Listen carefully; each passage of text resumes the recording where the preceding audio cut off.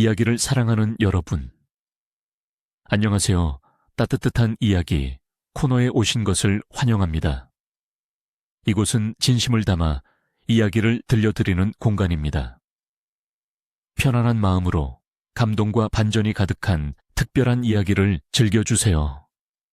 준비되셨다면 좋아요를 눌러주시고 알림 설정도 켜신 뒤 지금부터 이야기를 시작하겠습니다. 살을 내는 듯한 삭풍이 천수의 뺨을 무자비하게 후려쳤다.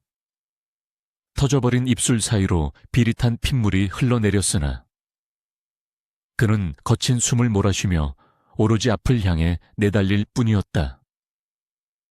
발바닥은 이미 날카로운 돌부리와 얼음 조각에 찢겨 감각조차 없었지만 멈추는 순간 죽음이 도래할 것임을 뼈저리게 알고 있었다.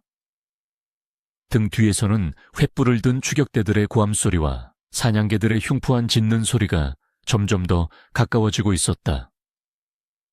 칠흑 같은 어둠 속에서 번뜩이는 불빛들은 마치 지옥에서 기어나온 악귀의 눈동자처럼 그를 올가매려 했다.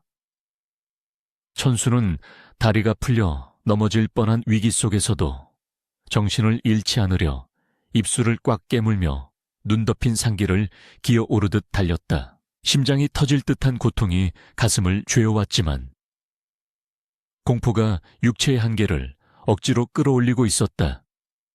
놈들은 단순한 광군이 아니었다. 조대감이 비밀리에 양성한 사병들이자 사람 목숨을 파리 목숨보다 하찮게 여기는 살수들이었다. 그들이 쏘아대는 화살이 귓가를 스치며 나뭇가지에 박힐 때마다 천수는 본능적으로 몸을 움츠리며 방향을 틀었다. 숲은 깊고 험준했지만 나고 자란 이곳의 지형지물은 그에게 유일한 아군이었다. 그러나 며칠간 이어진 굶주림과 추위는 17 소년의 체력을 밑바닥까지 갉아먹고 있었다. 희미해지는 의식 속에서도 천수는 품속에 숨겨둔 낡은 장부를 다시 한번 움켜쥐었다. 이 증좌만은 절대로 놈들의 손에 넘겨줄 수 없었다. 저쪽이다. 놈이 귀신 골짜기 쪽으로 도망쳤다. 사냥개들이 미친 듯이 지저대며 방향을 잡자 추격대의 대장이 표독스러운 목소리로 외쳤다. 그 소리는 마치 사형 선고처럼 천수의 귓전에 울렸다. 귀신 골짜기. 그곳은 마을 사람들조차 얼씬도 하지 않는 금지된 땅이었다. 전설에 따르면 상운이 지배하는 영역이라 하여 들어간 자는 있어도 살아서 나온 자는 없다는 죽음의 장소였다. 하지만 천수에게는 선택의 여지가 없었다.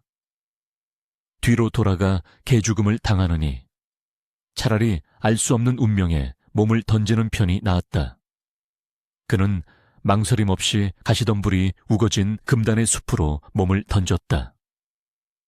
날카로운 가시가 옷을 찢고 살점을 파고들었지만 그는 고통조차 느낄 겨를이 없었다. 얼마를 더 달렸을까? 천수의 눈앞에 깎아지른 듯한 절벽이 나타났다.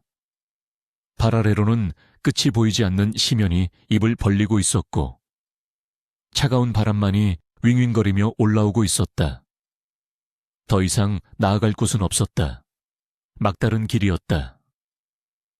천수는 절망적인 눈빛으로 주위를 둘러보았으나 그를 방해하는 것은 오직 차가운 바위와 어둠뿐이었다.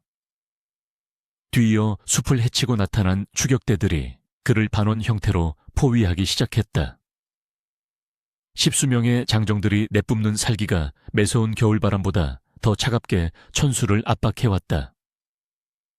횃불의 붉은 빛이 눈 덮인 절벽 위를 어지럽게 비추었고 그 그림자 속에 갇힌 천수는 도간에 든 쥐 꼴이 되고 말았다. 독한 놈. 기어이 여기까지 기어 올라왔구나. 추격대 대장이 말 위에서 내려 천천히 다가왔다. 그의 얼굴에는 잔인한 미소가 걸려 있었다. 손에 들린 장검이 횃불빛을 받아 섬뜩한 빛을 뿜어냈다. 사냥개들은 주인의 명령만을 기다리며 으르렁거리고 있었고 그 소리는 천수의 심장 박동과 어우러져 공포의 교향곡을 만들어내고 있었다. 순순히 장부를 내놓고 무릎을 꿇는다면 고통 없이 보내주마. 대장의 말은 거짓이었다. 그들의 눈빛은 이미 살육의 쾌감을 기대하고 있었다. 천수는 뒷걸음질치다 절벽 끝자락에 발이 걸려 휘청거렸다. 돌멩이 하나가 떨어져 내렸으나 바닥에 닿는 소리조차 들리지 않았다. 천수는 품에 안은 장부를 더욱 세게 끌어안으며 고개를 저었다. 이건 내 놈들의 추악한 죄상을 밝힐 유일한 증거다. 죽어도 넘겨줄 수 없다. 목소리는 떨리고 있었지만 눈빛만은 꺾이지 않은 채 형형하게 빛나고 있었다. 대장은 코웃음을 치며 침을 뱉었다. 어차피 죽은 자는 말이 없는 법. 내 놈 시체에서 꺼내가면 그만이다. 대장이 손짓하자 궁수들이 일제히 활시위를 당겼다. 팽팽하게 당겨진 시위 소리가 적막한 공기를 갈랐다. 천수는 눈을 질끈 감았다. 이렇게 끝나는 것인가? 억울하게 죽어간 부모님의 원수도 갚지 못하고 짐승만도 못한 취급을 받으며 살다 짐승의 먹이가 되어 사라질 운명인가? 그 순간이었다. 천지를 뒤흔드는 듯한 짐승의 포효가 숲을 강타했다. 그것은 단순한 짐승의 울음소리가 아니었다. 산맥을 호령하고 대지를 짓누르는 압도적인 위압감을 지닌 제왕의 소리였다. 사냥개들이 일제히 꼬리를 말고 바닥에 납작 엎드려 오줌을 지렸다. 말들은 공포에 질려 뒷걸음질치며 히히힝 거렸다. 추격대들의 얼굴에서 핏기가 싹 가셨다. 횃불이 요동치며 거대한 그림자를 만들어냈고 그 어둠 속에서 집채만한 형체가 천천히 걸어 나왔다. 황금빛 털에 검은 줄무늬가 선명한 전설 속의 상훈. 호랑이였다.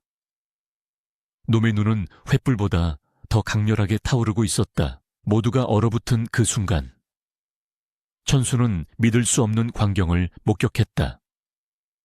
호랑이의 왼쪽 눈을 가로지르는 흉터.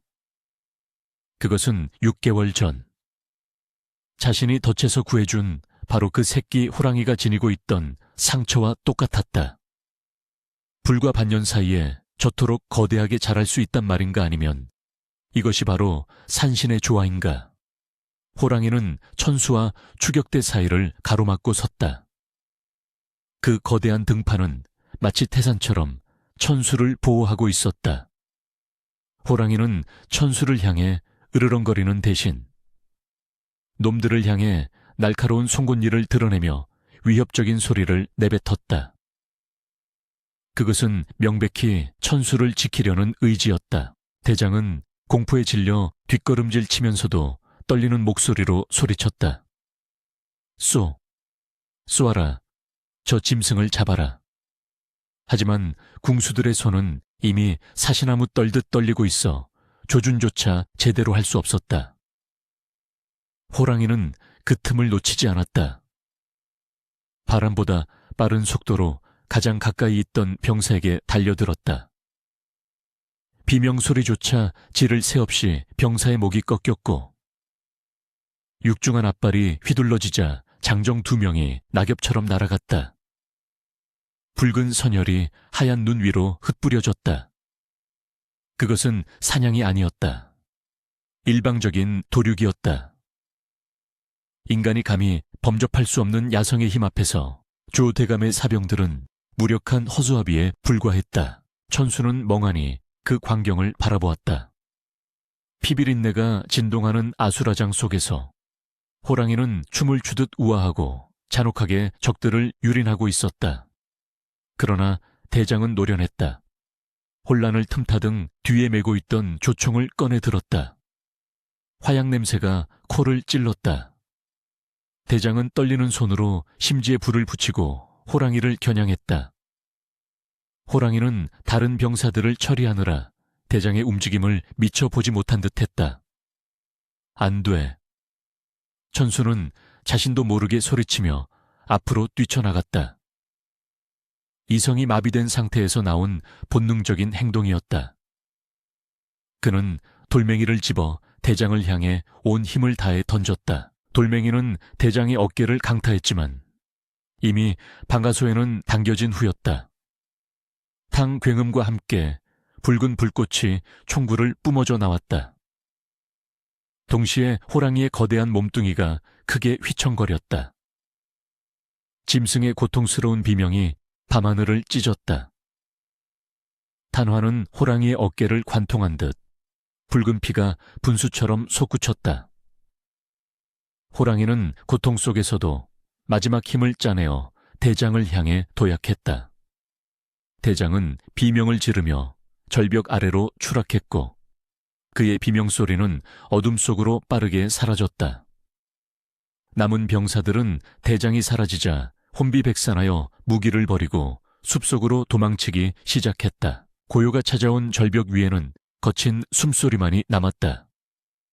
호랑이는 비틀거리며 천수 쪽으로 다가왔다. 붉은 피가 황금빛 털을 적시고 눈 위에 뚝뚝 떨어졌다. 천수는 두려움 없이 호랑이에게 다가갔다.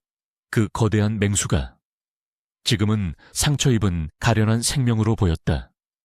호랑이는 천수의 앞에 쓰러지듯 엎드렸다. 거친 숨을 몰아쉬는 와중에도 그 짐승의 외눈은 천수를 뚫어지게 응시하고 있었다.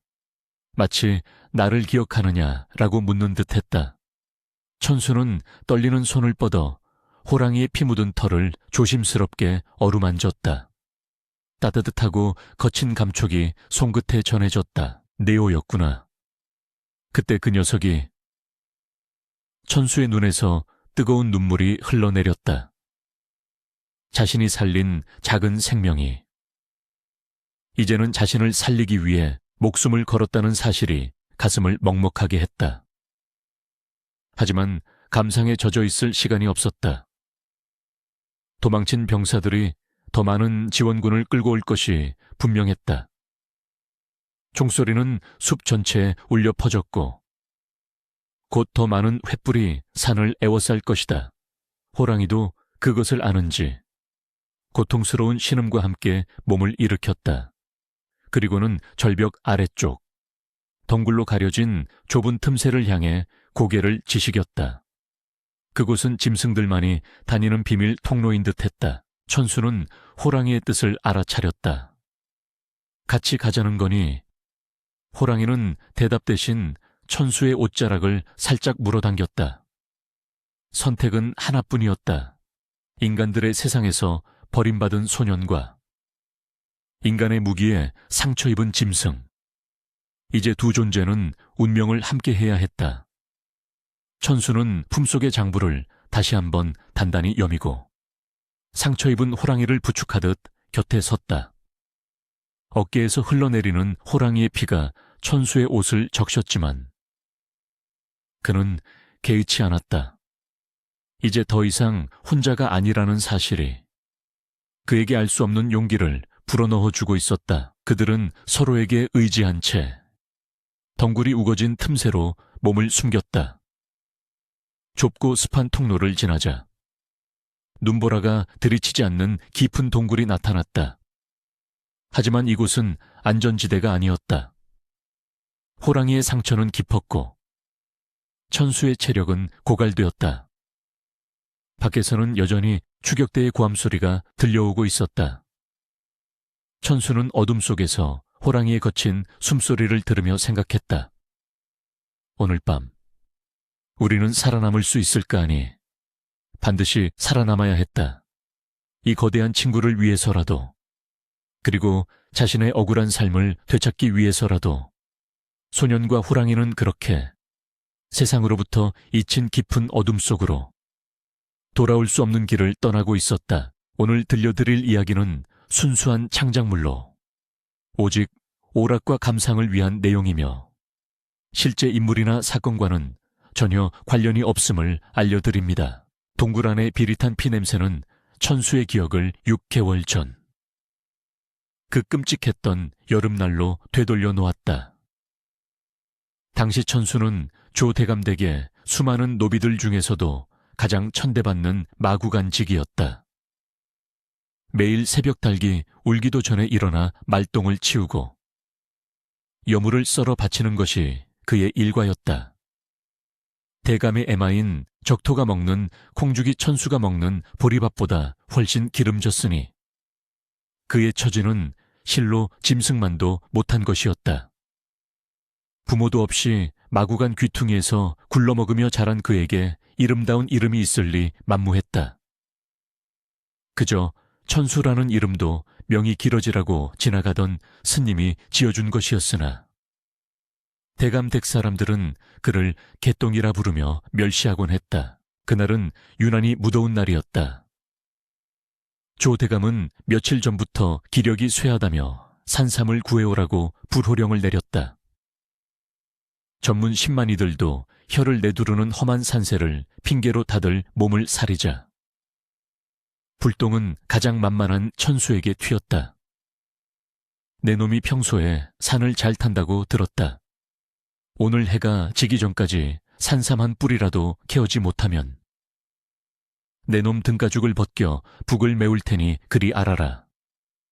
마름 중간 관리자 의섯을 퍼런 협박에 천수는 낡은 낫 한 자루와 주먹밥 한 덩이를 들고 산을 오를 수밖에 없었다. 그것은 사실상 죽으러 가라는 말과 다름없었다. 산은 깊고 험했다. 가시덤불이 발목을 잡고 이름 모를 벌레들이 살을 물어뜯었다. 천수는 산삼은커녕 도라지 하나 발견하지 못한 채 몇 시간을 헤맸다. 해는 벌써 중천을 지나 서산으로 기울고 있었다. 빈손으로 돌아갔다가는 멍석마리를 당해 초주검이 될 것이 뻔했다. 절망감에 털썩 주저앉아 땀을 닦고 있을 때였다. 어디선가 짐승의 신음소리가 들려왔다. 그것은 맹수의 포효가 아니라 고통의 몸부림치는 가녀린 비명이었다. 호기심과 두려움이 동시에 일었지만 천수는 홀린 듯 소리가 나는 쪽으로 발걸음을 옮겼다. 소리의 근원은 빽빽한 칡넝쿨 사이였다. 그곳에는 믿을 수 없는 광경이 펼쳐져 있었다. 황금빛 털에 검은 줄무늬가 선명한 어린 호랑이 한 마리가 녹슨 무소에 덫에 걸려 있었다. 밀렵꾼들이 몰래 설치해둔 불법 덫인 듯했다. 아직 어미 전내도 가시지 않은 듯한 녀석은 덫에서 빠져나가려 발버둥치다 앞다리가 으스러지고 고통에 못 이겨 쇠를 물어뜯으려다 왼쪽 눈가까지 찢겨 피투성이가 되어 있었다. 녀석의 맑은 눈망울에는 공포와 고통, 그리고 원망이 뒤섞여 있었다. 천수는 숨을 죽였다. 아무리 어린 놈이라도 맹수는 맹수였다. 순간 천수의 머릿속에 갈등이 스쳐 지나갔다. 저 녀석을 잡아 가죽을 벗겨가면 산삼보다 더 큰 상을 받을지도 모른다. 아니, 최소한 메타작은 면할 수 있을 것이다. 하지만 덫에 걸려 피 흘리는 호랑이의 모습이 마치 마구간에 묶여 평생을 착취당하는 자신의 처지와 너무나 닮아 보였다. 자유를 갈망하지만 쇠사슬에 묶여 신음하는 존재. 천수는 낫을 꽉 쥐었다. 그리고 천천히, 아주 천천히 호랑이에게 다가갔다. 인기척을 느낀 호랑이가 하악질을 하며 경계했지만 이미 기력이 다해 일어설 힘조차 없어 보였다. 괜찮아. 해치지 않아. 천수는 낮고 부드러운 목소리로 속삭였다. 짐승과 교감하는 것은 그가 가진 유일한 재능이었다.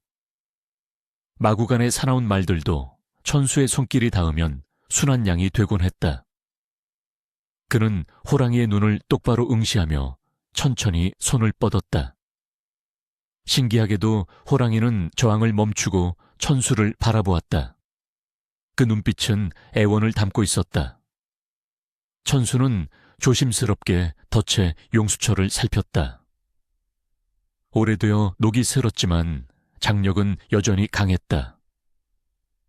그는 주변에 굴러다니는 굵은 나뭇가지를 주워 덫의 틈새에 끼워 넣었다. 조금만 참아라. 천수는 온몸에 체중을 실어 나뭇가지를 눌렀다. 끼익 하는 소름 끼치는 금소금과 함께 덫의 이빨이 조금씩 벌어졌다. 호랑이는 고통스러운지 낮은 신음소리를 냈지만 천수가 자신을 구하고 있다는 것을 아는 듯 얌전히 있었다. 천수의 이마에 핏대가 솟고 손바닥이 찢어지는 고통이 느껴질 무렵 마침내 덫이 완전히 열렸다. 호랑이는 재빨리 다리를 빼냈지만 상처가 깊어 제대로 딛지 못하고 쓰러졌다. 뼈가 드러날 정도로 깊은 상처에서는 검붉은 피가 솟구치고 있었다. 이대로 두면 상처가 곪아 죽거나 다른 짐승의 먹이가 될 것이 뻔했다. 천수는 망설임 없이 자신의 저고리 소매를 푹 찢었다. 귀한 옷감은 아니었지만 그에게는 한 벌뿐인 옷이었다. 그는 근처 냇가에서 옷감을 적셔 상처 부위를 닦아내고 쑥을 지식여 지혈을 한 뒤 단단히 동염해 주었다. 그 과정에서 호랑이의 거친 숨결이 천수의 뺨에 닿았다. 그것은 생명의 온기였다. 가거라. 그리고 다시는 인간의 눈에 띄지 마라. 천수가 엉덩이를 톡톡 두드리자 호랑이는 절뚝거리며 숲속으로 향했다. 숲으로 사라지기 직전 녀석은 뒤를 돌아 천수를 한참 동안 응시했다. 그 왼쪽 눈의 흉터가 뇌리에 깊이 박혔다. 해가 뉘엿뉘엿 지고 있었다. 천수는 빈손으로 그것도 옷이 찢어지고 피투성이가 된 채 산을 내려왔다. 대감댁 때문에 들어서자마자 마름이 도끼 눈을 뜨고 달려나왔다. 이놈 해가 다 지도록 산삼은 안 캐오고 어디서 농땡이를 피우다 온 것이냐. 마름의 시선이 천수에 찢어진 옷자락과 말라붙은 핏자국에 머물렀다. 그의 눈빛이 의심으로 번들거렸다. 옷은 왜 그 모양이고 그 피는 또 무엇이냐. 내 놈 혹시 산삼을 캐서 몰래 숨겨두고 오는 길이 아니냐. 억울한 누명이었지만 변명은 통하지 않을 터였다. 호랑이를 살려주었다고 말하면 오히려 미친놈 취급을 받거나 짐승을 살리느라 주인의 명을 어겼다 하여 더 큰 벌을 받을 것이었다. 산길에 굴러 다쳤습니다. 산삼은 찾지 못했습니다. 천수는 고개를 숙이고 떨리는 목소리로 답했다. 마름은 코웃음을 쳤다. 거짓말이 술술 나오는구나. 냄새가 난다. 냄새가 나네 놈 눈빛이 딱 도둑놈 눈빛이야. 마름은 하인들을 시켜 천수를 포박했다. 그리고는 멍석을 가져오라 소리쳤다. 내 놈이 바른 대로 불 때까지 뼈다귀를 추려주마. 조 대감이 대청마루에 나와 곰방대를 물고 그 광경을 무심하게 지켜보고 있었다. 그에게 노비 하나가 매맞아 죽는 것은 밥 먹다 돌을 씹는 것만큼이나 사소한 일이었다. 그날 밤 천수는 멍석에 말려 죽도록 얻어맞았다. 몽둥이가 날아들 때마다 살점이 터지고 뼈가 울리는 고통이 전해졌지만 그는 이를 악물고 비명조차 지르지 않았다. 자신이 구한 생명의 대가라고 생각하니 묘하게도 견딜만 했다. 만약 그때 호랑이를 잡아왔다면 대감의 호피 방석이 되었을 것이다. 녀석이 숲속을 자유롭게 달리고 있을 거라 상상하니 피투성이가 된 몸에서도 알 수 없는 희열이 느껴졌다. 매질이 끝나고 너덜너덜해진 몸으로 헛간에 처박혔을 때 밤하늘에는 유난히 밝은 달이 떠 있었다. 상처 입은 몸으로 차가운 바닥에 누워 천수는 6개월 전 그날 밤을 회상하며 씁쓸한 미소를 지었다. 그때의 그 어린 호랑이가 오늘 밤 자신을 구하러 온 상운이 되었다니 인연이란 실로 기묘하고도 무서운 것이었다. 그때 내가 죽지 않고 살았던 건 오늘을 위해서였나 보다. 천수는 동굴 안에서 호랑이의 거친 털에 얼굴을 묻으며 중얼거렸다. 하지만 운명은 그들에게 잠시의 평화도 허락하지 않았다. 조 대감의 탐욕은 산삼 한 뿌리에서 멈추지 않았고 이제 더 거대하고 추악한 음모가 천수의 목을 조여오고 있었기 때문이다. 과거의 고통은 끝났지만 더 큰 시련의 씨앗은 이미 그때 뿌려져 있었다. 조 대감은 천수가 짐승을 다루는데 탁월한 재능이 있다는 것을 눈여겨보고 있었다. 그리고 그 재능을 자신의 더러운 욕망을 채우는 도구로 이용할 계획을 세우고 있었던 것이다. 헛간 문틈으로 들어오는 달빛이 천수의 멍든 얼굴을 비췄다. 그것은 곧 닥쳐올 피해 폭풍우를 예고하는 서막과도 같았다. 천수는 다가올 미래를 모른 채 고통에 지쳐 까무룩 잠이 들었다.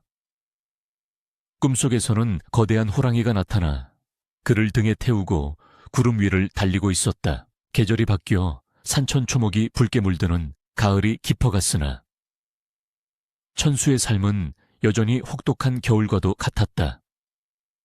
멍석마리의 후유증으로 비가 오는 날이면 온몸의 뼈마디가 쑤셔왔지만 그는 짐승 같은 회복력으로 다시 일어섰다. 마구간의 말들도 심지어 주인집 사냥개들도 천수의 발자국 소리만 들리면 꼬리를 흔들며 방했다. 그러나 사람들은 달랐다. 조 대감은 천수가 짐승과 소통한다는 소문을 듣고는 기이하게 여김과 동시에 불길해했다. 그러던 어느 날 밤, 칠흑 같은 어둠이 깔린 시각에 마름이 천수의 멱살을 잡아채 사랑채로 끌고 갔다. 평소와는 다른 은밀하고도 무거운 공기가 저택을 감싸고 있었다. 사랑채 문이 열리자 자욱한 영희 냄새가 코를 찔렀다. 값비싼 비단 방석 위에 비스듬히 기대앉은 조 대감은 곤방대를 빨며 천수를 내려다보았다. 그의 곁에는 낯선 사내들이 앉아 있었는데 하나같이 험상궂은 인상에 허리춤에는 시퍼런 칼을 차고 있었다. 광군의 복색도 아니요 평범한 상인의 행색도 아니었다. 그들은 국경을 넘나들며 밀무역을 하는 암시장 패거리임이 분명했다. 조 대감은 천수에게 눈길조차 주지 않은 채 탁자 위에 놓인 묵직한 나무 상자를 손가락으로 두드렸다.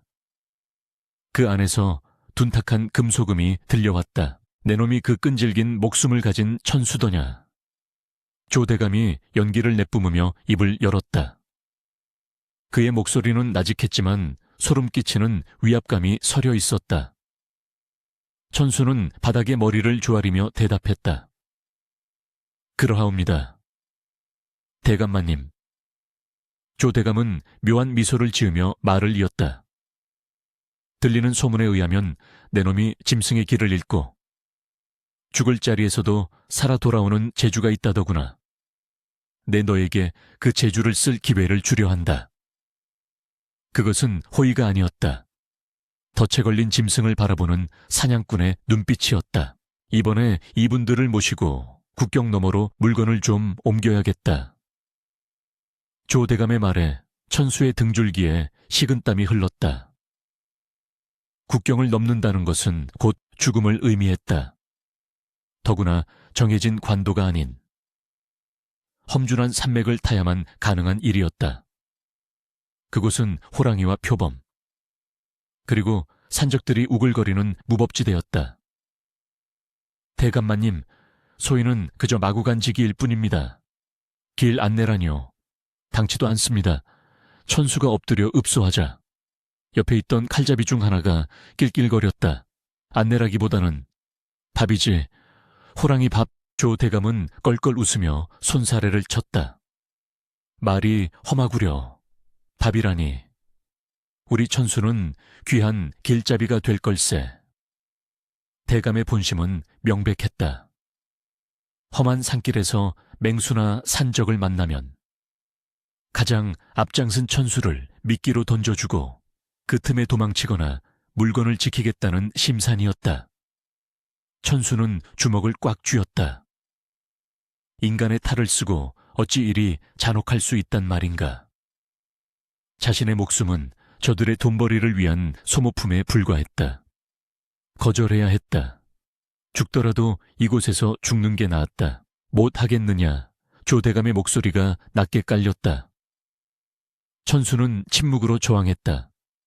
그러자 대감은 눈짓을 보냈다. 마당에 대기하고 있던 하인들이 누군가를 질질 끌고 들어왔다. 작은 체구에 겁에 질린 눈망울. 바로 부엌에서 일하는 어린 노비 복순이었다. 천수가 친동생처럼 아끼며 몰래 주먹밥을 챙겨주던 아이였다. 네가 가지 않겠다면 이 아이를 대신 보내야겠구나. 계집아이라 힘은 없어도.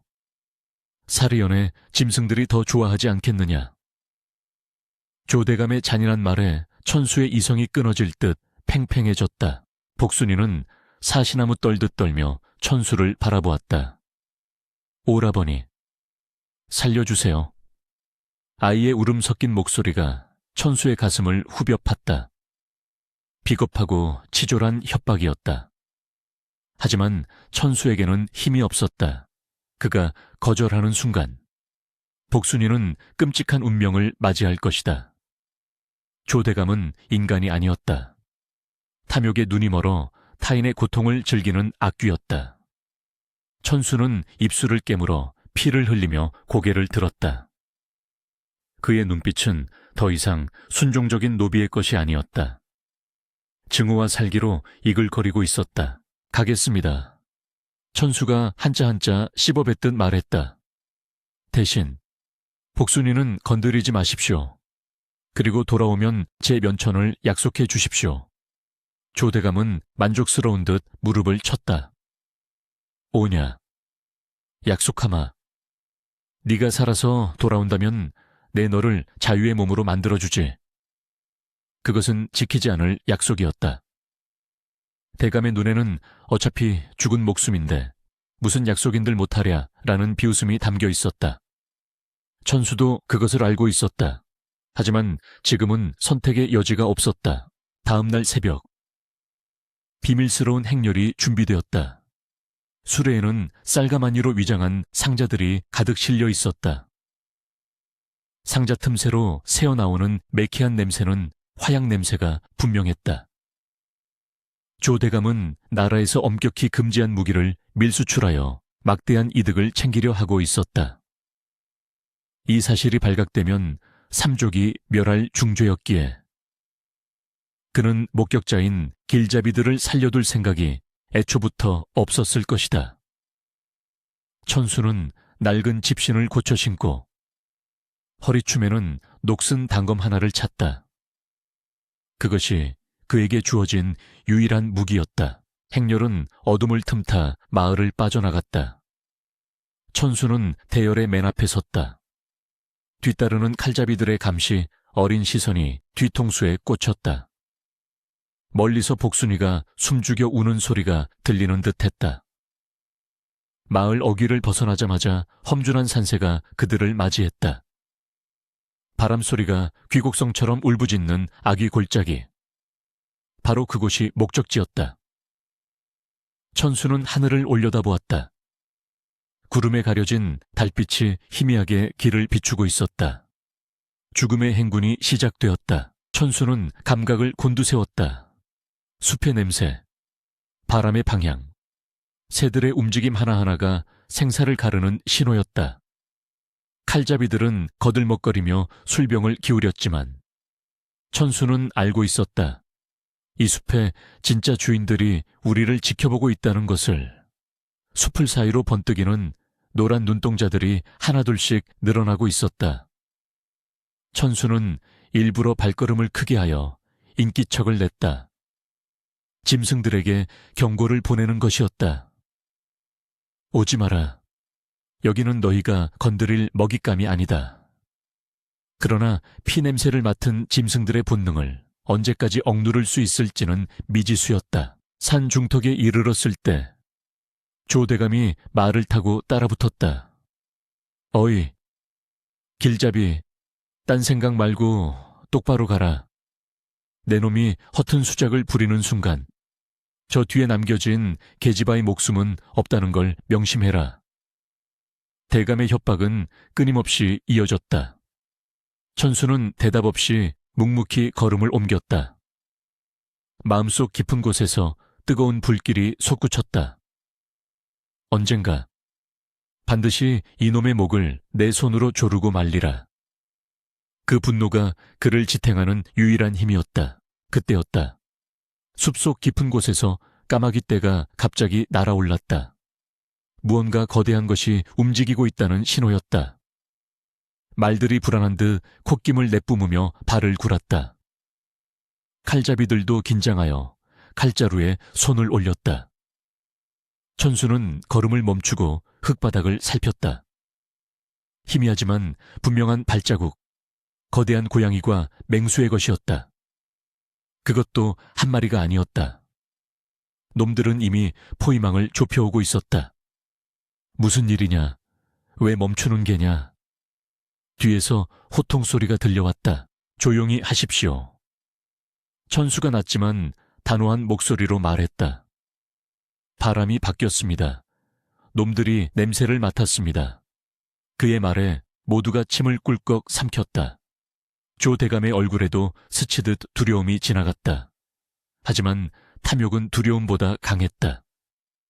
쓸데없는 소리 말고 빨리 움직여 오늘 밤 안으로 고개를 넘어야 한다. 대감의 재촉에 천수는 다시 발을 떼었다. 죽음의 아가리 속으로 제 발로 걸어 들어가는 기분이었다. 어둠이 짙어질수록 숲의 저기는 노골적으로 변해갔다. 나뭇가지가 부러지는 소리, 낙엽 밟는 소리가 사방에서 들려왔다. 천수는 직감했다. 오늘 밤 누군가는 반드시 죽는다. 그리고 그 첫 번째 희생양은 자신이 될 가능성이 가장 높았다. 그는 복순이의 얼굴을 떠올리며 마음을 다잡았다. 내가 살아야 아이도 산다. 천수는 6개월 전 살려준 호랑이를 떠올렸다. 그 녀석은 지금 어디서 무엇을 하고 있을까? 혹시 이 숲의 어딘가에서 나를 지켜보고 있을까? 부질없는 기대였지만 지금 그에게는 그런 기적이라도 필요했다. 행렬은 점점 더 깊은 산속으로 빨려 들어갔다. 돌아올 수 없는 강을 건너버린 셈이었다. 조 대감은 화승총을 든 사수들을 수레 주변에 배치했다. 그제야 천수는 깨달았다. 저 총들은 짐승을 잡기 위한 것이기도 하지만 일이 틀어지면 자신과 같은 짐꾼들을 처리하기 위한 용도이기도 하다는 것을. 그는 앞뒤로 꽉 막힌 지옥 속에 갇혀 있었다. 하지만 천수의 눈빛은 절망 대신 서늘한 냉기를 띠기 시작했다. 순순히 당해주지는 않으리라. 이 숲은 너희들의 무덤이 될 것이다. 산새는 갈수록 험악해졌고 짙은 안개가 시야를 가려 한치 앞을 분간하기 어려웠다. 바닥은 썩은 낙엽과 지늘기 뒤엉켜 미끄러웠고 곳곳에 날카로운 바위들이 늑대의 이빨처럼 솟아 있었다. 천수는 본능적인 감각으로 위험을 감지하며 행렬을 이끌었다. 잠시 멈추십시오. 그가 다급하게 손을 들어 제지하자 뒤따르던 칼잡이들이 욕설을 내뱉으며 칼을 뽑아들었다.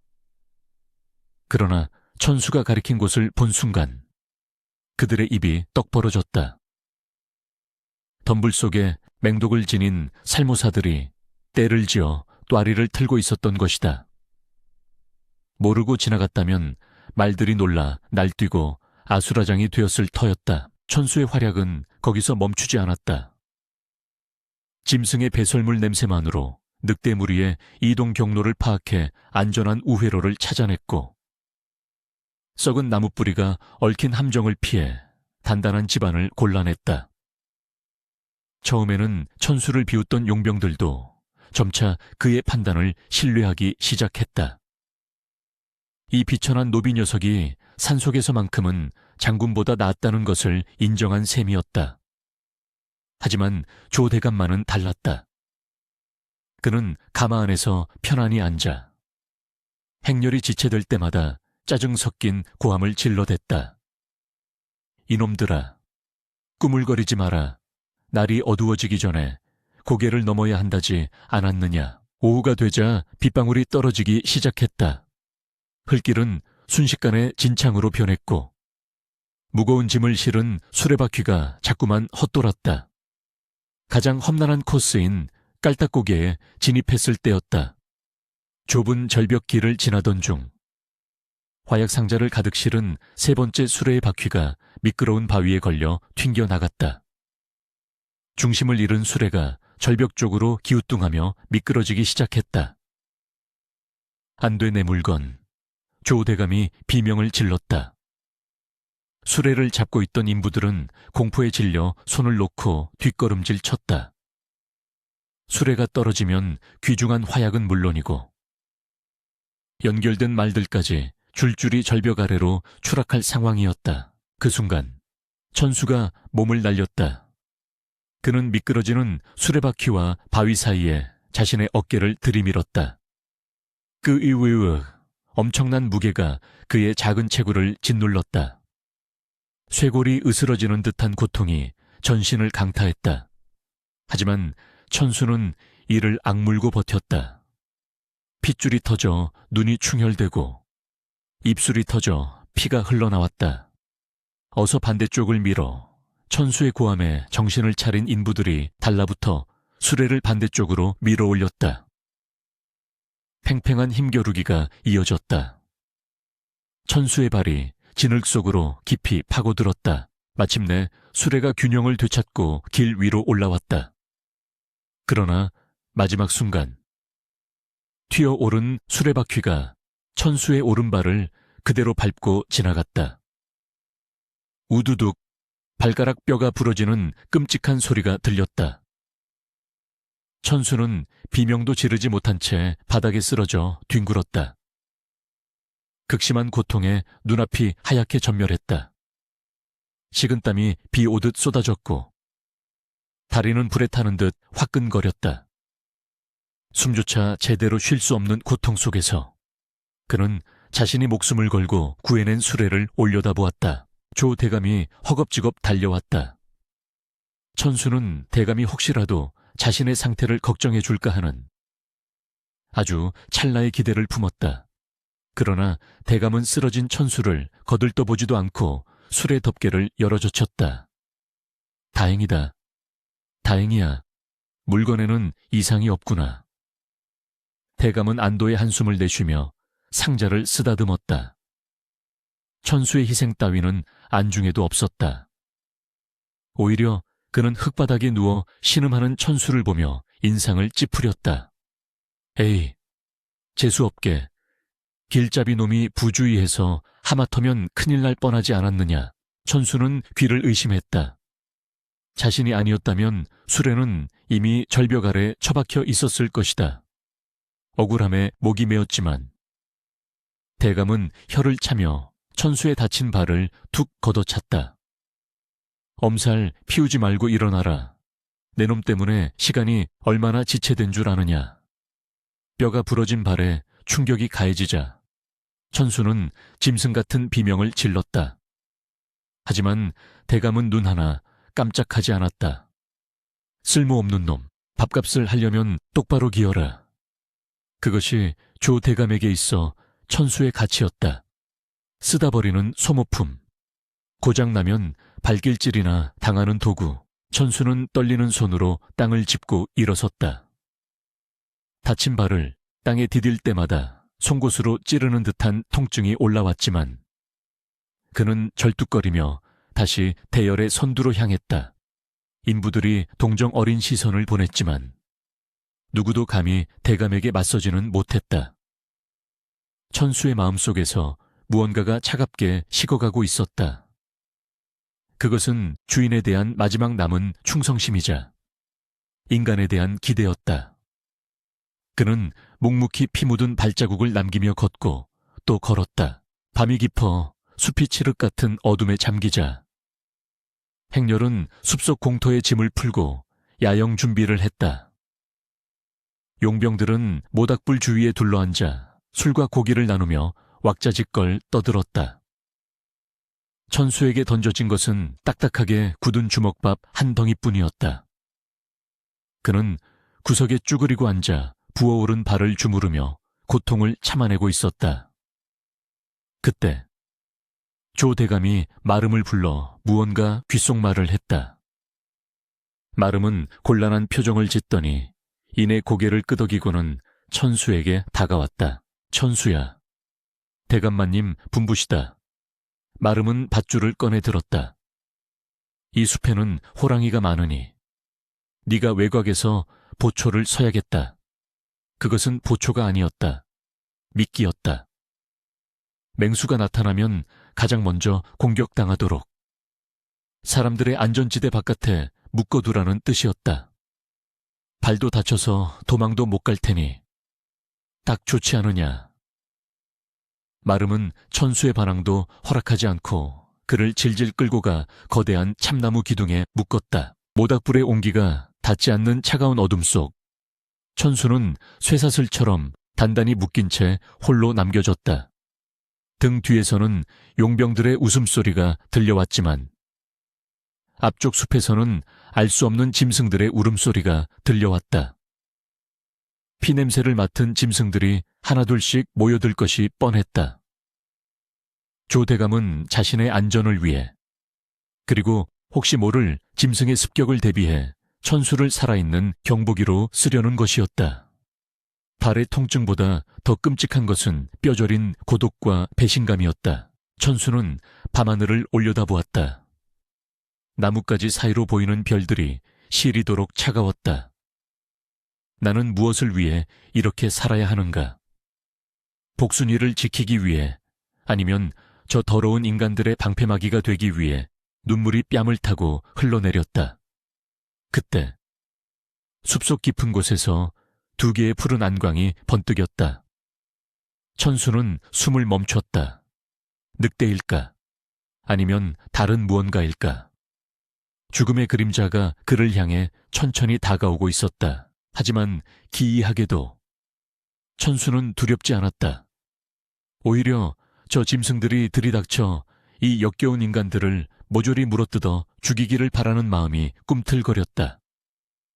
차라리 짐승의 밥이 되는 편이 짐승만도 못한 인간들에게 이용당하다 버려지는 것보다 낫지 않을까. 천수의 눈빛이 어둠 속에서 서늘하게 빛났다.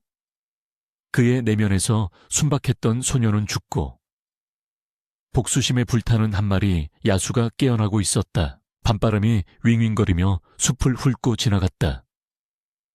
그것은 마치 억울하게 죽은 원혼들의 통곡 소리 같았다. 천수는 묶인 손목을 비틀어 보았다. 밧줄은 단단했지만 불가능할 정도는 아니었다. 다친 발의 고통이 정신을 맑게 했다. 그는 조용히, 아주 조용히 주변을 살폈다. 마름이 밧줄을 묶을 때 실수로 느슨하게 매듭 지은 부분이 눈에 들어왔다. 운명은 아직 그를 완전히 버리지 않은 모양이었다.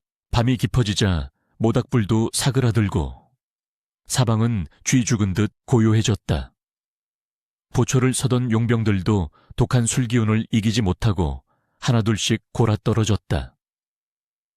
천수는 나무에 묶인 채 거친 숨을 몰아쉬었다. 부러진 발가락에서 시작된 통증이 온몸을 휘감았고 차가운 밤 공기는 땀에 젖은 옷을 파고들어 뼛속까지 얼어붙게 했다. 하지만 육체의 고통보다 더 그를 괴롭히는 것은 생존에 대한 본능이었다. 그는 마름이 실수로 느슨하게 묶은 매듭을 향해 손목을 끊임없이 비틀었다. 거친 밧줄에 손목 살이 까져 피가 흘렀지만 그는 멈추지 않았다. 그때였다. 어둠 속에서 자박거리는 발자국 소리가 들려왔다. 천수는 황급히 동작을 멈추고 자는 척 고개를 떨구었다. 조 대감과 용병 대장이었다. 두 사람은 천수가 묶여있는 나무 근처 수레 쪽에 멈춰 섰다. 물건은 이상 없겠지. 조 대감의 은밀한 목소리였다. 걱정 마십시오. 방수천으로 덮어 습기는 완벽히 차단했습니다. 대장의 대답에 조대감은 품에서 두툼한 장부를 꺼내 무언가를 확인했다. 달빛에 비친 장부에는 거래 내역과 뇌물을 받은 관리들의 이름이 빼곡했다. 그나저나 고개를 넘으면 저 짐꾼 놈들은 어찌할까요? 대장이 턱짓으로 자고 있는 인부들을 가리키며 물었다. 조대감은 곰방대를 입에 물며 비릿하게 웃었다. 물어 무엇하느냐. 화약거래는 비밀이 생명이다. 입싼 것들을 살려둬서야 되겠느냐. 고개 정상에 도착하는 즉시 모조리 처리해라.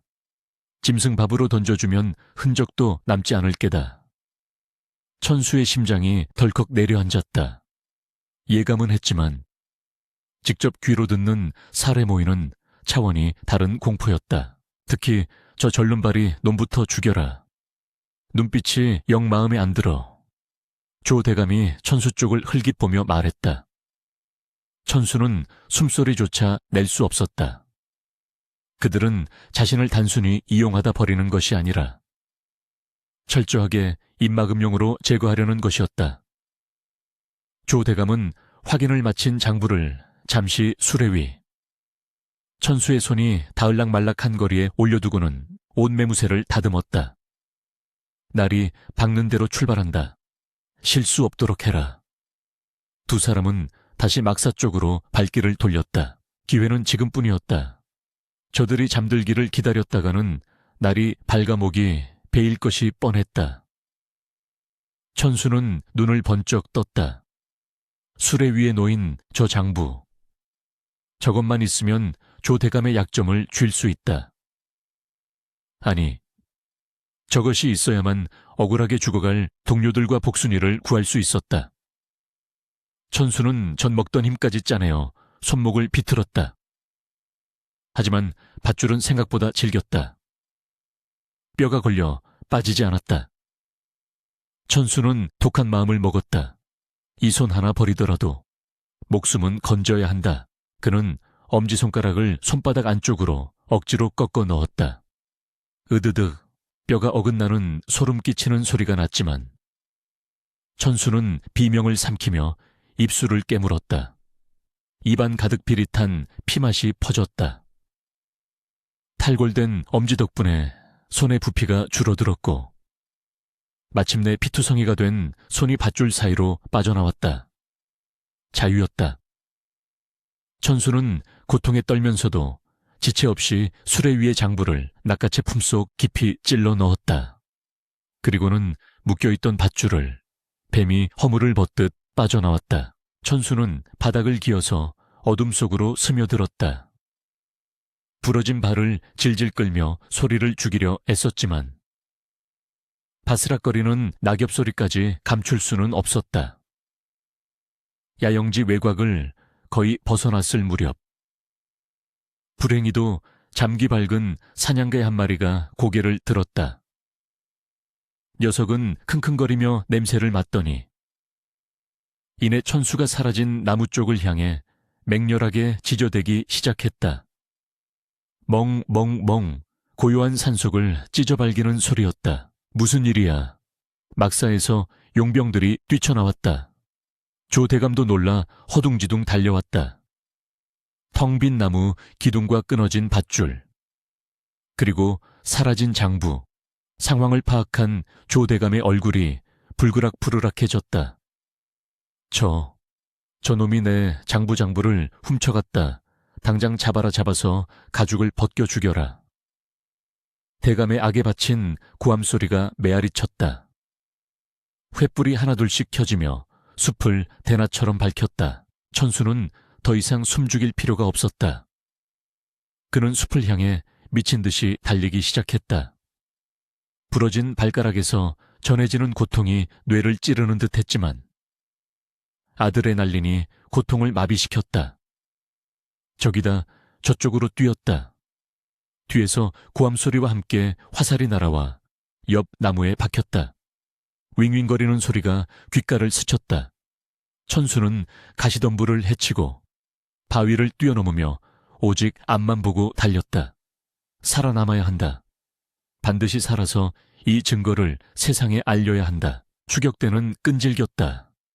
훈련받은 용병들과 사냥개들은 천수와의 거리를 점점 좁혀왔다. 천수의 호흡은 턱 끝까지 차올랐고 심장은 터질 듯이 요동쳤다. 산새는 점점 가파라졌고 하늘에서는 눈발이 날리기 시작했다. 차가운 눈이 뜨거운 얼굴을 식혀주었지만 미끄러운 바닥은 그의 도주를 더욱 힘들게 했다. 몇 번이나 넘어지고 구르며 온몸이 상처투성이가 되었지만 그는 다시 일어나 달렸다. 잡히면 끝장이다. 노물 귀신 골짜기 쪽으로 몰아라. 뒤에서 대장의 목소리가 들렸다. 그들은 천수를 막다른 절벽으로 몰아넣고 있었다. 하지만 천수에게는 선택지가 없었다. 다른 길은 이미 횃불로 포위되어 있었다. 그는 이를 악물고 죽음의 땅이라 불리는 금지된 구역으로 방향을 틀었다. 숲이 더욱 짙어지고 공기가 무겁게 내려앉았다. 인간의 발길을 거부하는 원시의 숲이었다. 사냥개들의 짖는 소리가 바로등 뒤에서 들리는 듯했다. 횃불의 열기가 등을 뜨겁게 달구는 착각이 들 정도였다. 천수는 품에 안은 장부를 확인했다. 이것은 자신의 목숨값일 뿐만 아니라 억울하게 희생될 수많은 목숨의 무게였다. 절대 뺏길 수 없다. 그는 눈 덮인 언덕을 네 발로 기어오르듯 질주했다. 삭풍이 불어오고 눈보라가 거세졌다. 그리고 다시 이야기는 처음으로 돌아왔다. 살을 애는 듯한 삭풍이 천수의 뺨을 무자비하게 후려쳤다. 터져버린 입술 사이로 비릿한 핏물이 흘러내렸다. 발바닥은 찢기고 엄지손가락은 덜렁거렸다. 하지만 그의 눈빛만은 형형하게 빛나고 있었다. 바로 앞에는 청일 낭떠러지가 기다리고 있었고 뒤에는 죽음의 사자들이 쫓아오고 있었다. 그러나 그는 몰랐다. 그 절벽 끝에서 그를 기다리고 있는 것은 죽음이 아니라 오래전 그가 맺은 핏빛 인연이라는 것을 천수의 발이 절벽 끝에 닿았다. 더 이상 갈 곳은 없었다. 멈춰선 그의 뒤로 추격대가 반원 형태로 포위망을 좁혀왔다. 거친 숨소리와 횃불에 타닥거리는 소리가 뒤섞였다. 천수는 절벽 아래를 내려다보았다. 칠흑 같은 어둠. 그리고 고개를 돌려 추격대를 노려보았다. 그의 손은 품속의 장부를 꽉 쥐고 있었다. 이제 모든 준비는 끝났다. 운명의 수레바퀴가 다시 한번 거대하게 굴러가기 시작했다. 동굴 밖에서는 여전히 눈보라가 몰아치고 있었지만 동굴 안은 기이할 정도로 고요했다. 천수는 거친 숨을 몰아쉬며 쓰러져 있는 호랑이의 상태를 살폈다. 놈의 어깨에는 검붉은 구멍이 뚫려 있었고 그 안에서 납탄이 뼈를 짓누르고 있었다. 그대로 두면 독이 퍼져 목숨이 위태로웠다. 천수는 주머니에서 부싯돌을 꺼내 마른 낙엽에 불을 피웠다. 그리고 품속에 지니고 있던 녹슨 단검을 불길에 달구었다. 조금 아플 거야. 하지만 이걸 빼내야 네가 살아. 천수는 호랑이의 눈을 바라보며 나직이 속삭였다. 호랑이는 알아들었다는 듯 고통스러운 신음과 함께 눈을 가늘게 떴다. 천수는 떨리는 손을 진정시키며 다궈진 칼끝을 상처 부위에 갖다 대었다. 크르릉, 호랑이의 목구멍에서 짐승의 본능적인 경계음이 흘러나왔고 거대한 몸뚱이가 움찔거렸다. 천수는 식은땀을 흘리며 조심스럽게 그러나 단호하게 살을 파헤쳐 박혀있는 납탄을 찾아냈다. 쇠와 뼈가 긁히는 소름 끼치는 소리가 났다. 마침내 핏덩이와 함께 찌그러진 납탄이 바닥으로 툭 떨어졌다. 호랑이는 고통에 몸부림치면서도 끝내 천수를 물지 않았다. 그것은 종을 초월한 완벽한 신뢰였다. 천수는 자신의 옷자락을 더 찢어 상처를 단단히 감싸주었다. 지혈을 위해 동굴벽에 자라난 이끼를 뜯어 붙이는 것도 잊지 않았다. 응급처치가 끝나자 긴장이 풀린 천수는 호랑이의 등에 기대어 쓰러지듯 앉았다. 맹수의 천이 얼어붙은 그의 등을 따뜻하게 데워주었다. 고맙다. 나를 살려줘서. 천수가 중얼거렸다. 호랑이는 거친 혀로 천수의 피 묻은 손을 핥아주었다. 인간 세상에서 버림받은 소년과 숲에서 상처 입은 제왕은 그렇게 서로의 온기에 의지해 잠시나마 고단한 눈을 붙였다. 얼마나 지났을까?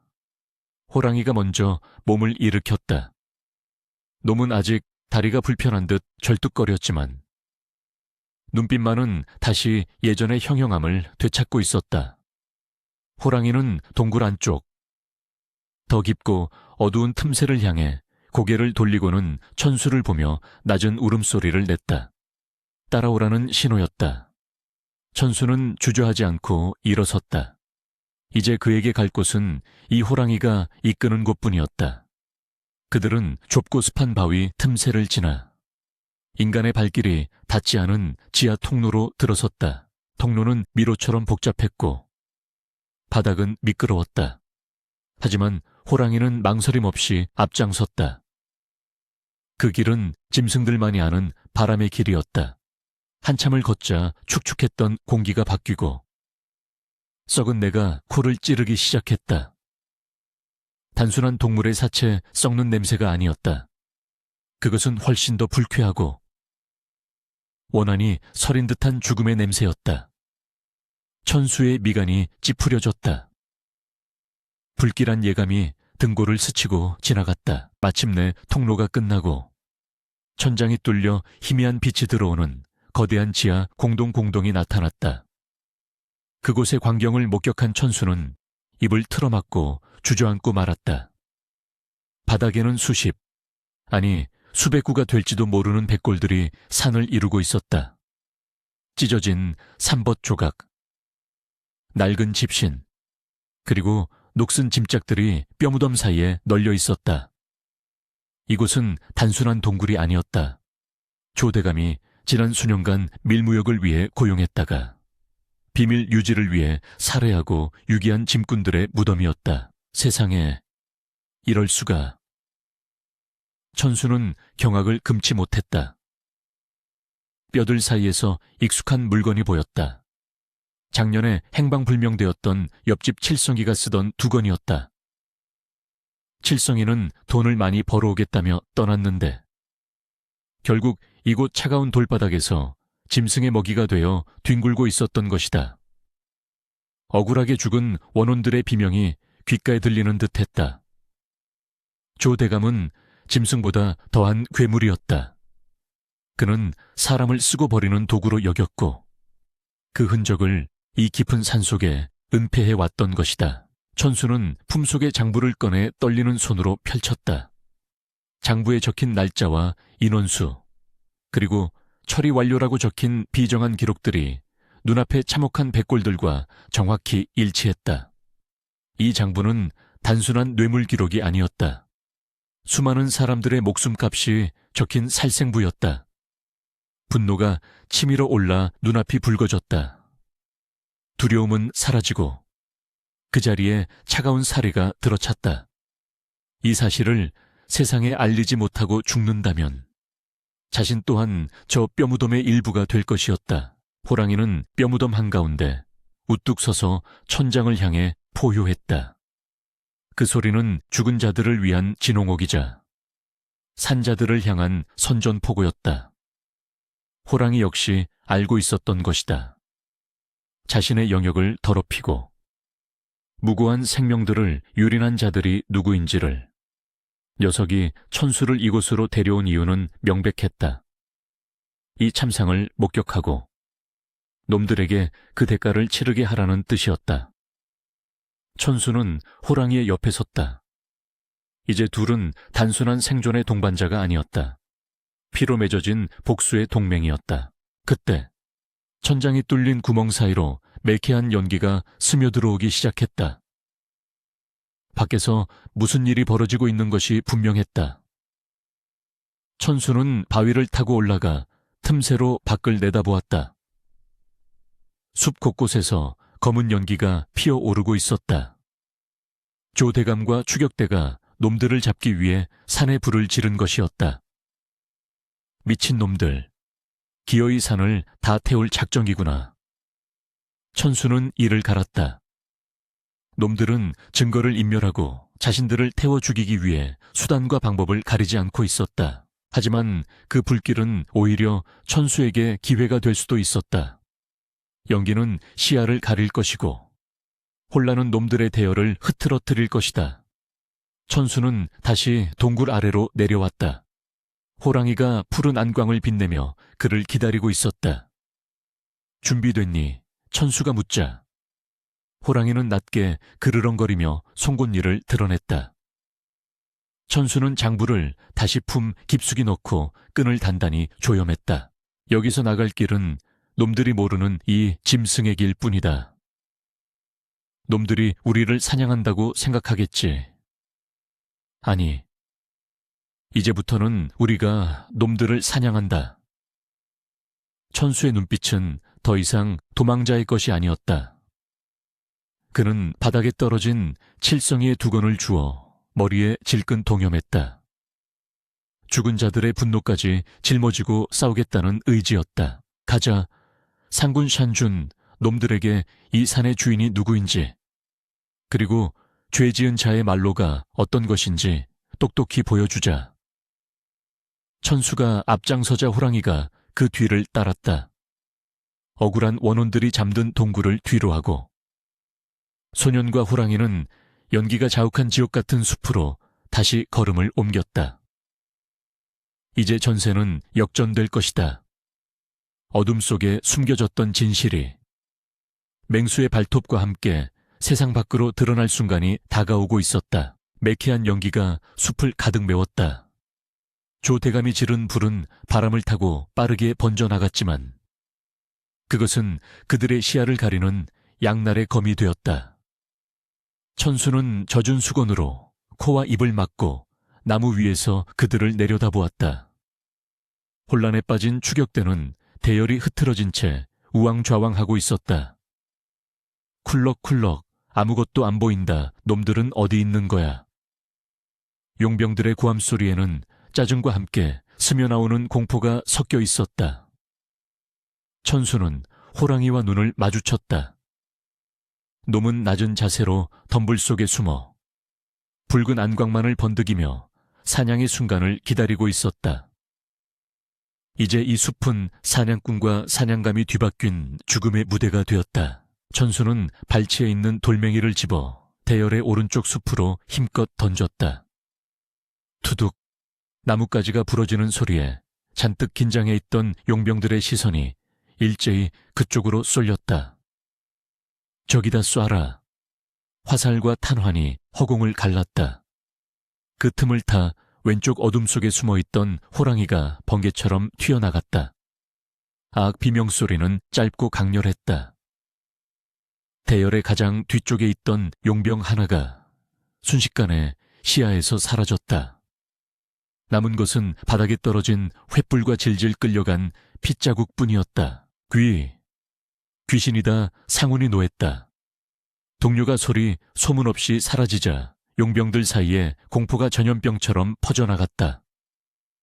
그들은 보이지 않는 적에 대한 두려움으로 뒷걸음질 쳤다. 조대감은 말 위에서 채찍을 휘두르며 고래고래 소리를 질렀다. 물러서지 마라. 이 멍청한 놈들아.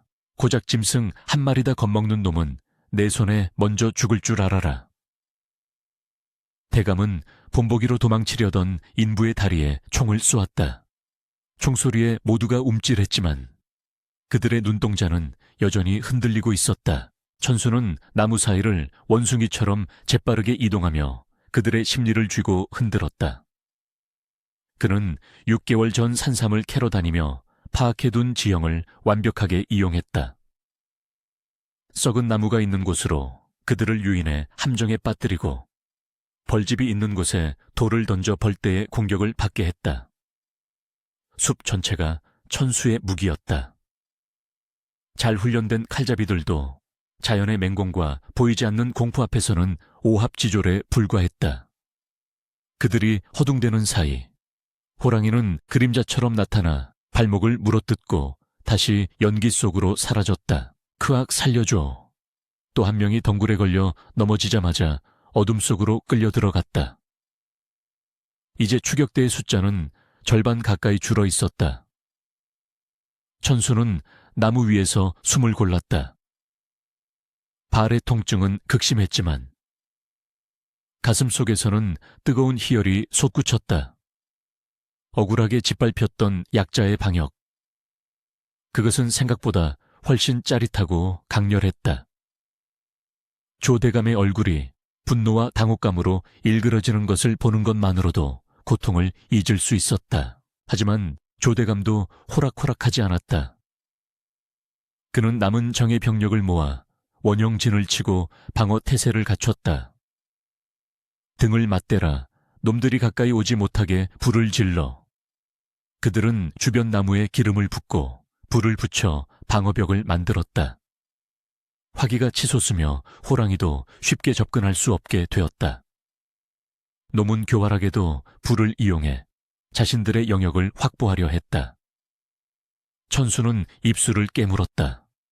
시간이 지체되면 불길에 갇혀 죽는 것은 자신들이 될 수도 있었다. 승부수를 띄워야 했다. 천수는 나무에서 내려와 호랑이의 곁으로 다가갔다. 호랑이의 털도 불에 그슬리고 곳곳에 핏자국이 낭자했지만 투지는 꺾이지 않았다. 천수는 손짓으로 계곡 아래쪽을 가리켰다. 바람골. 그곳은 지형이 깔때기처럼 좁아지는 협곡으로 평소에는 거센 바람이 불어 불길이 쉽게 닿지 않는 곳이었다. 놈들을 그곳으로 유인하여 일망타진해야 했다. 천수는 호랑이의 귀에 대고 작게 속삭였다. 몰아넣자 놈들이 도망칠 곳 없는 막다른 곳으로 천수는 일부러 모습을 드러냈다. 조대감 내놈의 장부가 여기 있다. 그가 장부를 흔들어 보이자 이성을 잃은 조대감의 눈이 뒤집혔다. 저놈 잡아라. 저 쥐새끼부터 잡아. 조대감과 병사들이 천수를 향해 맹렬히 달려들었다. 천수는 절뚝거리면서도 필사적으로 바람골을 향해 뛰었다. 뒤에서는 총탄이 빗발치고 욕설이 난무했다. 이것은 목숨을 건 유인 작전이었다. 조금만 늦어도 총알에 머리가 뚫릴 것이고 너무 빠르면 놈들이 쫓아오기를 포기할 것이다. 바람골 입구에 다다르자 거센 바람이 연기를 몰아내며 시야가 트였다. 좁은 협곡 양옆으로는 깎아지른 절벽이 병풍처럼 둘러쳐져 있었다. 천수는 협곡 안쪽 깊숙이 뛰어들어가 멈춰 섰다. 뒤따라 들어온 조대감과 병사들이 거친 숨을 몰아쉬며 입구를 막어 섰다. 도간에 든 쥐로구나. 이제 더 이상 도망칠 곳은 없다. 조대감이 승리의 미소를 지으며 총구를 겨누었다. 남은 병사들도 칼을 빼들고 천수를 포위했다. 하지만 천수는 두려워하는 대신 섬뜩한 미소를 지어 보였다. 과연 누가 쥐일까? 그 순간 협곡의 절벽 위에서 천지를 뒤흔드는 포효가 터져 나왔다. 병사들이 놀라 위를 올려다본 순간 거대한 그림자가 달빛을 가리며 그들 머리 위로 덮쳐왔다. 호랑이였다. 천수가 미끼가 되어 놈들을 시선 아래에 묶어두는 동안 호랑이는 암벽을 타고 올라가 위에서 매복하고 있었던 것이다. 이것은 완벽한 협공이었다. 호랑이는 조대감의 말, 엉덩이를 덮쳤다. 말이 놀라 날뛰며 대감을 바닥으로 내동댕이 쳤다. 대열은 순식간에 무너졌다. 좁은 협곡이라 피할 곳도 없었다. 병사들은 서로 엉켜 넘어지며 아비규환의 지옥도를 연출했다. 천수는 그 틈을 놓치지 않고 바닥에 떨어진 조총을 집어들었다. 화약 냄새와 피 냄새가 진동하는 협곡.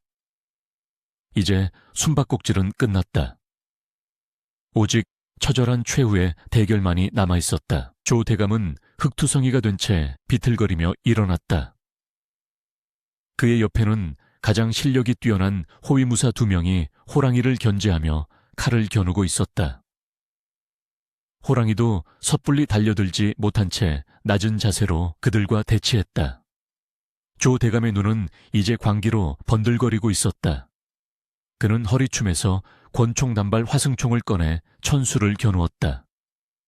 내 놈이 감히 천한 노비 주제에 내 앞길을 막아 내 오늘 내 놈과 저 짐승의 가죽을 벗겨 깃발로 삼으리라. 천수는 물러서지 않았다. 그의 뒤에는 막다른 절벽이, 앞에는 탐욕에 미친 악귀가 있었다. 하지만 그의 곁에는 그 무엇보다 든든한 상훈이 버티고 있었다. 천수는 품속의 장부를 꺼내 바닥에 던졌다.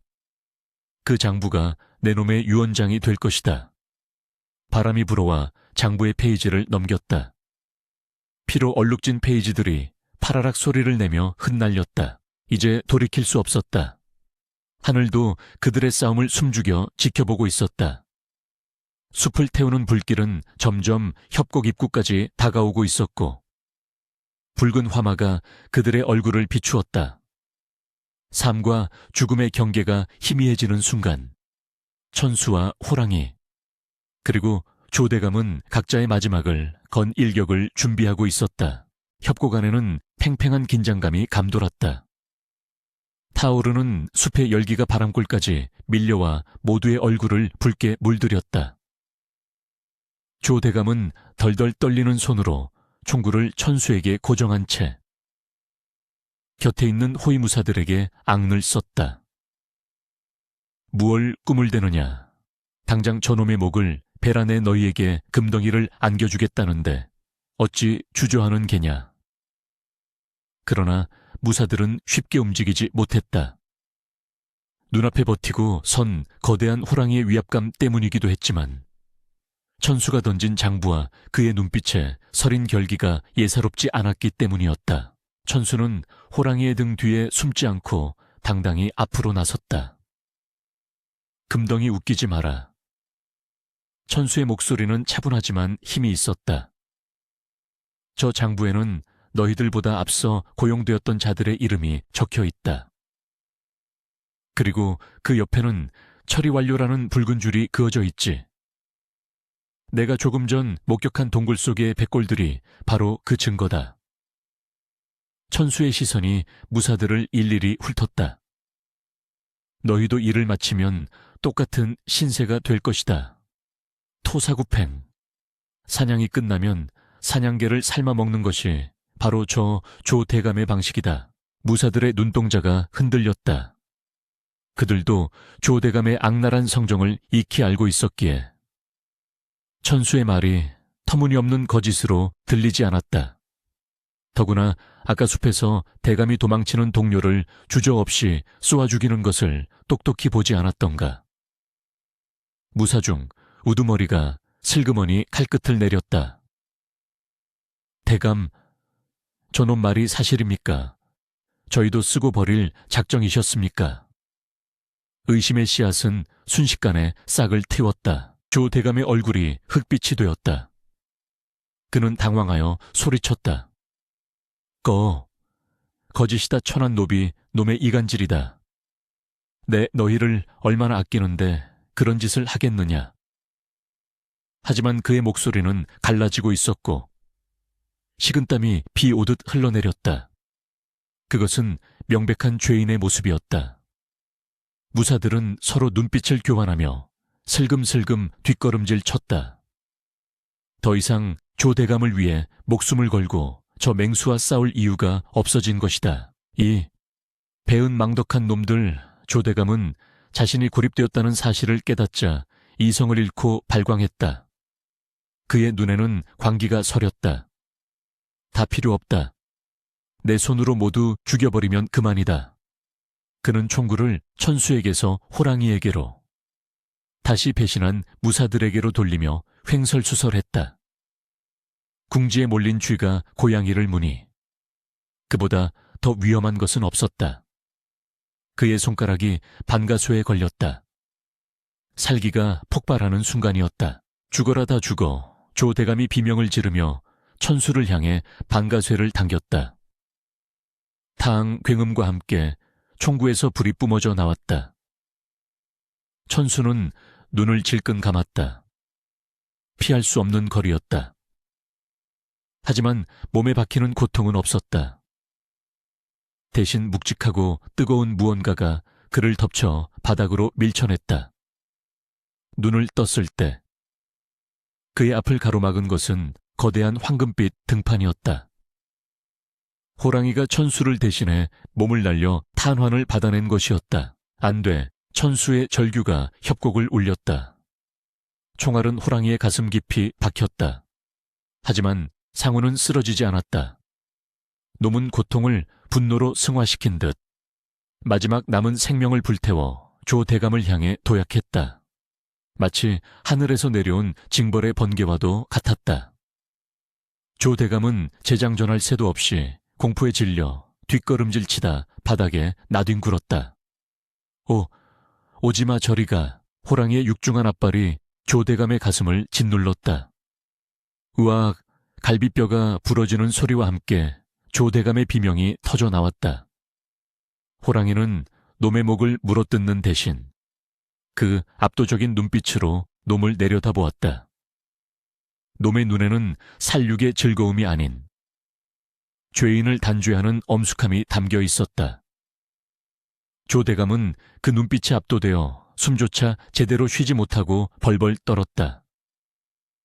호랑이는 거친 숨을 내쉬며 대감의 얼굴에 뜨거운 핏방울을 뚝뚝 떨어뜨렸다. 무사들은 그 광경을 멍하니 지켜볼 뿐 아무도 개입하려 하지 않았다. 이것은 인간의 싸움이 아니었다. 자연의 섭리와 인과응보가 실현되는 순간이었다. 호랑이는 마지막 힘을 다해 포효했다. 그 소리는 협곡을 타고 올라가 불타는 숲 전체에 메아리쳤다.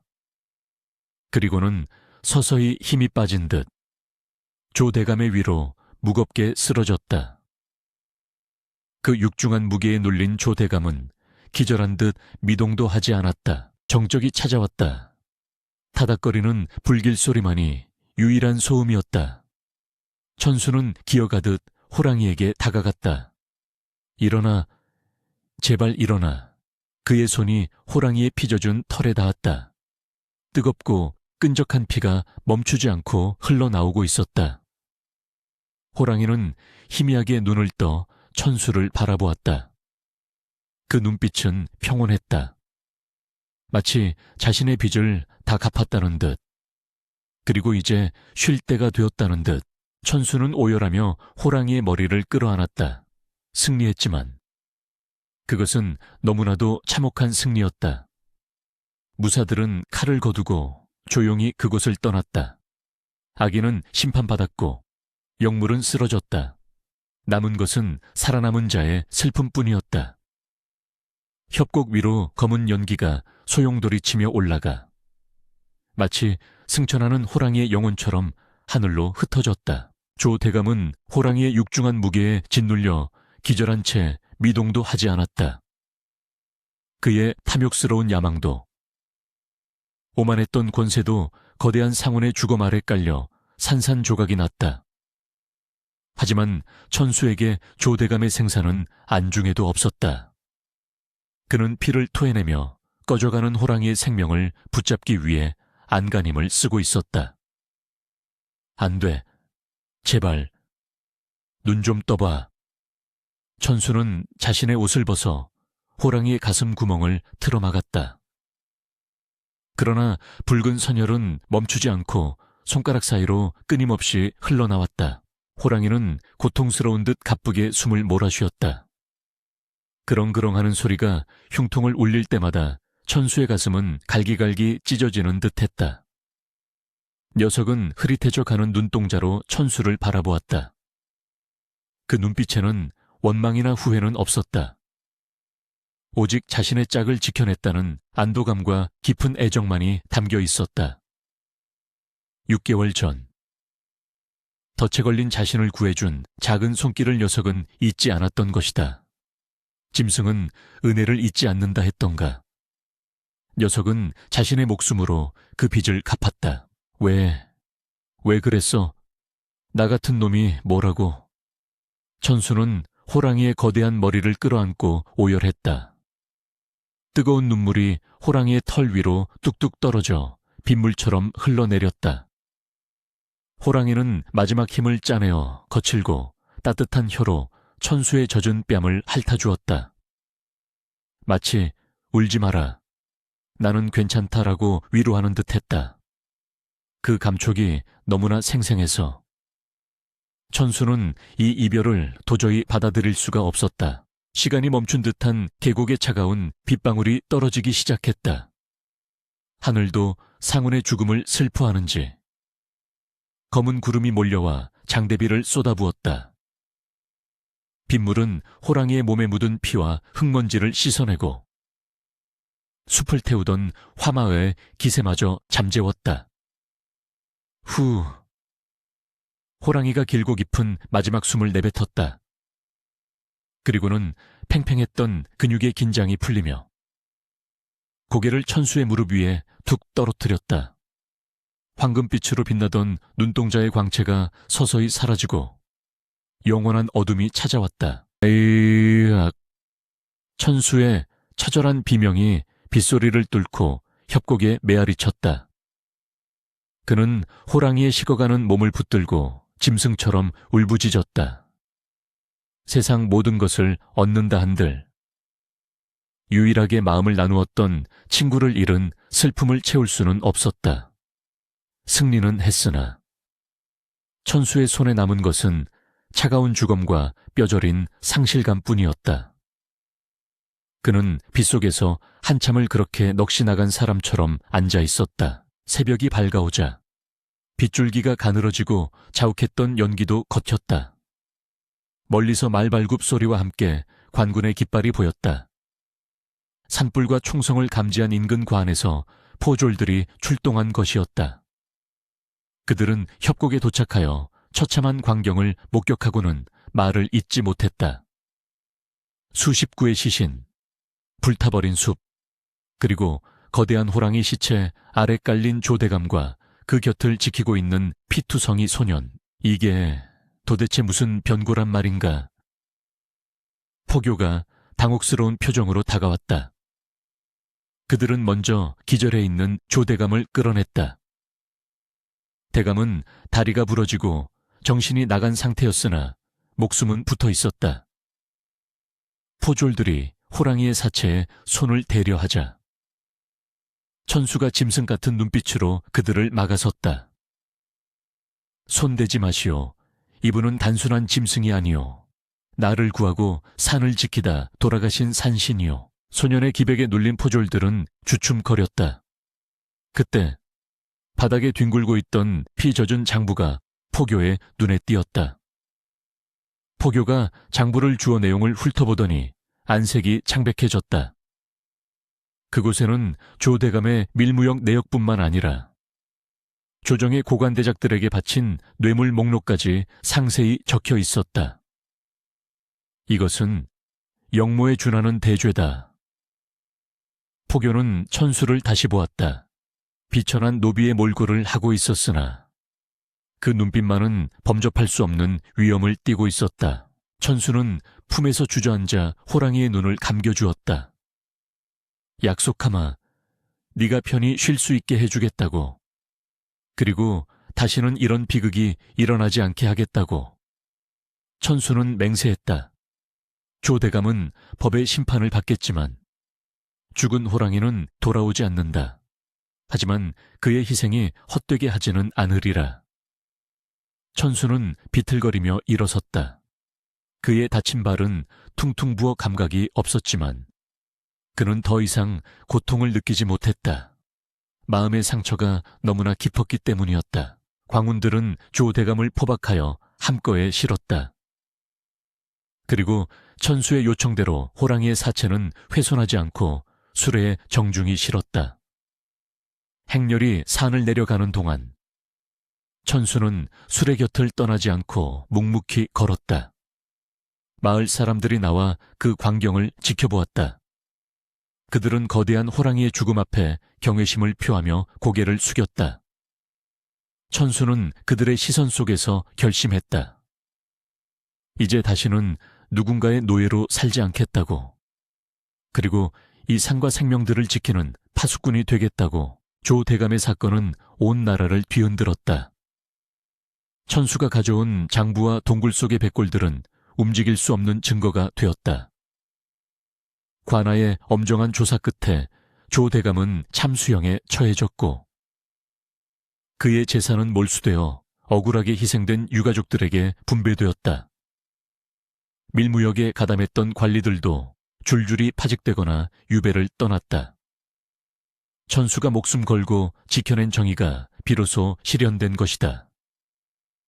마을 사람들은 천수를 영웅이라 칭송했으나 그는 사람들의 환호 속에 섞이지 못하고 겉돌았다. 그의 마음은 여전히 그날의 협곡, 차갑게 식어가던 친구의 곁에 머물러 있었기 때문이었다. 사건이 마무리되던 날, 사또는 천수를 관아로 불렀다. 내 공이 지대하여 나라에서 너를 면천애미엔지안하기로 하였다. 또한 상금과 함께 한양에서 무관으로 일할 기회를 주려 하는데 뜻이 있느냐? 노비 신분에서 벗어나 벼슬길에 오르는 것은 그야말로 파격적인 대우였다. 그러나 천수는 고개를 가로저었다. 소인에게는 과분한 영광입니다. 하오나 소인은 관직도, 재물도 원치 않습니다. 그저 다시 그 산으로 돌아가게 해주십시오. 사또는 의아해하며 물었다. 그 험한 곳에서 무엇을 하려느냐? 천수는 덤덤하게 대답했다. 그곳에는 제가 지켜야 할 무덤이 있습니다. 그리고 저 같은 억울한 이들이나 덫에 걸린 짐승들이 다시는 생기지 않도록 산을 지키며 살고 싶습니다. 천수의 확고한 눈빛을 읽은 사또는 탄식하며 고개를 끄덕였다. 천수는 마지막으로 부탁하여 복순이가 양민의 신분을 얻어 좋은 집에 양녀로 들어갈 수 있도록 조치했다. 이제 그에게 남은 속세의 미련은 없었다. 천수는 보찜 하나를 메고 다시 산으로 향했다. 화마가 휩쓸고 간 숲은 검게 그을려 있었지만 그 재를 뚫고 초록색 새싹들이 돋아나고 있었다. 죽음이 휩쓸고 간 자리에도 어김없이 생명은 다시 피어나고 있었다. 천수는 호랑이가 숨을 거둔 협곡 양지바른 곳에 돌을 날라 무덤을 만들었다. 투박하지만 정성이 깃든 돌무덤 앞에는 그가 직접 깎은 목비가 세워졌다. 상군지묘 샨준치무. 천수는 그 앞에 앉아 오래도록 말을 잇지 못했다. 세월은 유수와 같이 흘렀다. 10년이라는 시간이 지나 산의 상처는 울창한 숲으로 덮여 옛 흔적을 찾아볼 수 없게 되었다. 마을에는 새로운 전설이 돌기 시작했다. 험한 산속에 짐승들과 대화하며 밀렵꾼들을 귀신같이 잡아내는 산지기가 산다는 소문이었다. 사람들은 그가 산신의 사자라고도 했고 호랑이의 혼이 씌었다고도 했다. 사냥꾼들은 그를 두려워하여 함부로 산에 덫을 놓지 못했다. 어느 맑은 가을날 텁석불이 수염이 난 건장한 사내가 돌무덤 앞에 앉아 있었다. 30이 훌쩍 넘은 천수였다. 그의 곁에는 낡은 조총 대신 튼튼한 지팡이가 놓여 있었다. 그는 미리 준비해온 막걸리를 무덤 주변에 뿌렸다. 형님, 저 왔습니다. 올해는 도토리가 풍년이라 다람쥐 녀석들이 아주 신이 났더군요. 그는 마치 살아있는 사람에게 말하듯 다정하게 중얼거렸다. 무덤가에 이끼는 세월의 두께만큼이나 짙푸르게 자라 있었다. 천수는 술잔을 채워 단숨에 들이켰다. 알싸한 술 기운이 퍼지자 문득 10년 전 그날의 기억이 떠올랐다. 눈보라 치던 밤, 자신을 구해주었던 황금빛 맹수, 그리고 자신을 위해 기꺼이 총알을 받아냈던 그 마지막 순간. 가슴 한구석이 아려왔지만 이제는 슬픔보다는 그리움이 더 컸다. 그곳에서는 아프지 않고 마음껏 달리고 계시겠지요. 천수는 하늘을 올려다보았다. 높고 푸른 가을 하늘에 구름 한 점이 호랑이 형상을 하며 흘러가고 있었다. 바람이 불어와 나뭇가지를 흔들었다. 쏴! 그 소리가 마치 호랑이의 포효처럼 혹은 천수를 부르는 낮은 음성처럼 들렸다. 천수는 미소 지으며 자리에서 일어났다. 가봐야겠습니다. 아랫마을 녀석들이 또 몰래 올무를 놓았다는 첩보가 있어서요. 그는 지팡이를 짚고 숲속으로 걸어 들어갔다. 그의 뒷모습은 고독해 보였지만 결코 외롭지 않았다. 그의 그림자 곁에는 언제나 보이지 않는 거대한 호랑이가 함께 걷고 있었기 때문이다. 천수는 산의 정상을 향해 걸음을 옮겼다. 발밑에서 바스락거리는 낙엽 소리가 경쾌했다. 그는 이제 더 이상 도망치는 노비 소년이 아니었다. 그는 이 거대한 자연의 일부이자 상운이 남긴 유지를 이어받은 진정한 숲의 주인이었다. 전설은 끝나지 않았다. 그가 살아 숨 쉬는 한, 그리고 이 숲이 존재하는 한, 소년과 호랑이의 이야기는 바람을 타고 영원히 이 산맥을 떠돌 것이다.